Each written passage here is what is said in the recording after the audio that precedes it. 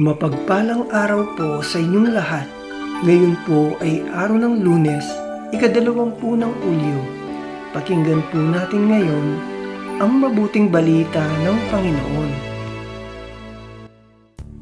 Pagbasa mula sa aklat ni Propeta Mikas. Pakinggan ninyo ang kaso ng Panginoon laban sa Israel. Tumindig ka, Panginoon, at ilahad mo ang iyong kaso. Bayaan mong marinig ng mga bundok at mga burol ang iyong sasabihin. Mga bundok at mga pundasyon ng sanlibutan, pakinggan ninyo ang sakdal ng Panginoon laban sa Israel na kanyang bayan. Sinasabi ng Panginoon, bayan ko, sagutin ninyo ako. Ano ba ang nagawa ko sa inyo? Naging pabigat ba ako sa inyo? Inialis ko kayo sa lupain ng Ehipto at tinubos sa pagkakaalipin. Sinugo ko sa inyo sina Moises, Aaron at Miriam upang kayo'y pangunahan. Ano ang dapat kong dalhin sa aking pagsamba sa Panginoon na Diyos na kataas-taasan? Magdadala ba ako ng guyang 1 taon ng gulang bilang handog na susunugin sa kanyang harapan? Malugod kaya ang Panginoon kung siya'y handugan ko ng libu-libong tupa o walang katapusang agos ng langis ng ulibo? Matuwa kaya siya kung hihandog ko sa kanya ang aking anak na panganay, ang laman ng aking laman bilang kabayaran ng aking mga kasalanan. Itinurunan niya sa iyo, o tao, kung ano ang mabuti. Ito ang nais ng Panginoon. Maging makatarungan ka sa lahat ng bagay. Patuloy mong ibigin ang iyong kapwa at buong pagpapakumbabang sumunod sa iyong Diyos. Ang salita ng Diyos. Salamat sa Diyos. Salmong tugunan.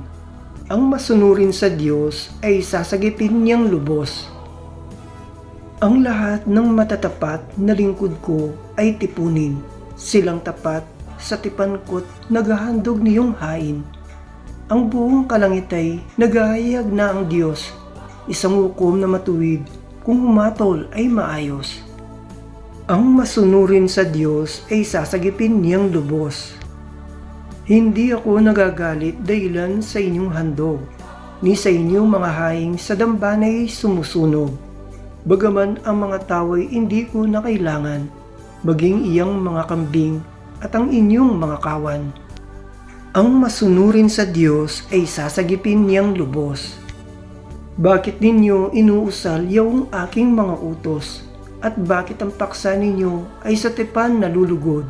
Pag kayo ay tinutuwid, agad kayong napupuot, at ni ayaw na tanggapin yung aking mga utos. Ang masunurin sa Diyos ay sasagipin niyang lubos. Kahit ito ay ginawa, hindi kayo alumana. Kaya naman ang akala, kayo't ako'y magkaisa. Ngunit ngayon, panahon ng kayo'y aking pagwikaan, upang inyong maunawa ang ginawang kamalian. Ang parangal na nais ko na sa aki ihahain ay handog ng pasalamat, pagpupuring walang maliw. Akin namang ililigtas ang lahat na masunurin. Ang masunurin sa Diyos ay sasagipin niyang lubos. Aleluya, aleluya, dinggin ninyong lahat ngayon ang tinig ng Panginoon sa loob na mahinahon. Aleluya, aleluya. Ang mabuting balita ng Panginoon ayon kay San Mateo. Noong panahong iyon, sinabi ng ilang eskriba at pariseo kay Jesus, Guro, maaari po bang pagpakitaan ninyo kami ng tanda mula sa langit?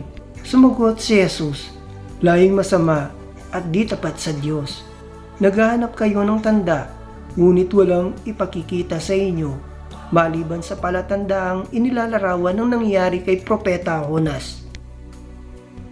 Kung paanong si Jonas ay 3 araw at 3 gabing nasa tiyan ng dambuhalang isda, gayon din ang anak ng tao ay 3 araw at 3 gabing nasa ilalim ng lupa. Sa araw ng paghuhukom, titindig ang mga taga-Ninibe laban sa laing ito at ito'y hatulan ng kaparusahan sapagkat nagsisi sila dahil sa pangangaral ni Jonas, ngunit higit na di hamak kay Jonas ang naririto. Sa araw na yaon, titindigang reyna ng timog laban sa laing ito at ito'y hatulan ng kaparusahan sapagkat nanggaling siya sa dulo ng daigdig upang pakinggan ang karunungan ni Solomon. Ngunit higit na di hamak kay Solomon ang naririto. Ang mabuting balita ng Panginoon.